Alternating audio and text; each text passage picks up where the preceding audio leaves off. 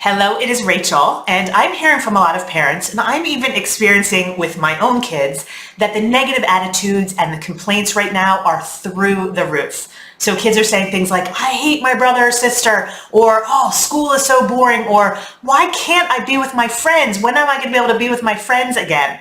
And let's be honest, the negative attitudes and the complaints can get really annoying. They're loud, the negativity is something we don't necessarily need when we're already feeling negative sometimes ourselves. So the instinct, it makes sense, is to get them to stop complaining or get out of this negative attitude. But I want to encourage you to stop spending so much energy trying to stop the complaints or change their attitude. And the reason I'm suggesting that you stop working so hard is because, number one, working that hard is exhausting. It takes energy that you probably don't have right now. And the reason it takes so much energy and it's so exhausting is that trying to get them to stop complaining or change their attitude in the moment doesn't work very well.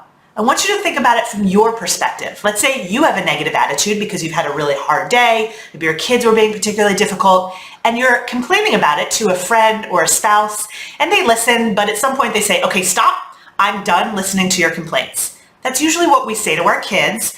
What would that feel like for you? Not only would it not make you think more positively, but it might actually put a strain on your relationship with your spouse or your friend if they said that to you. So I'm encouraging you not to stop their complaints or their attitudes. So what do we do instead? I'm not suggesting that we let them wallow or be negative all the time. I actually have two other tips for you. The first is if they are complaining about something that seems to be sort of like a one-time thing in that moment. Let's say they say, I'm hungry. What you want to do with a one-time complaint is just exaggerate that complaint. So if they say, I'm hungry, you can say something like, oh my gosh, how hungry are you? Could you eat 5 cows right now? I know I could eat 80 pizzas with anchovies on them.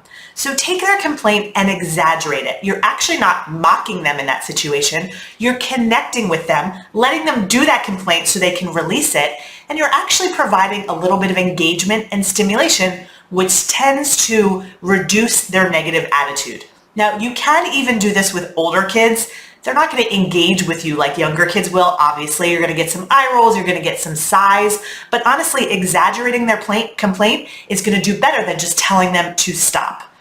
The other tip I have for you is if the complaint or negative attitude is about something that comes up over and over. So if they complain about school over and over, or they complain about their sibling over and over, what I want you to do, instead of resisting it and telling them to stop, is to actually investigate it a little bit. You can say something like, what makes it so hard to be around your brother lately? The reason I suggest you ask them a little bit more about it is because that's going to give you and them information that can help you solve the problem so they don't have to complain as much. So if you say, what makes it hard to be around your brother? They may say something like, well, he's been really bossy lately. And what that tells you is that they need help knowing how to respond to the bossiness. They actually need help with something. And you wouldn't understand what they need help with if you don't investigate the problem with them and dig a little deeper into the negative attitude or the complaint. Same is true of school. If you dig a little bit deeper into it, you can find out what the issue is so you can address it and they don't have to complain as much. So instead of resisting, you're actually working with the complaint or negative attitude. Now, you are human, you're not going to be able to do this all the time, but if your goal most of the time is to stop working against the negative attitude and work with it, your relationship is going to be better and you're going to actually, in the long run, deal with fewer complaints.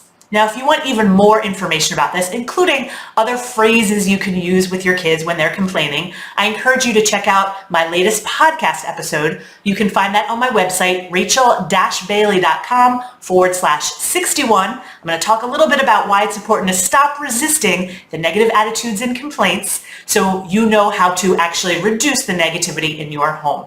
I'll be back again soon with another tip. I'll see you then.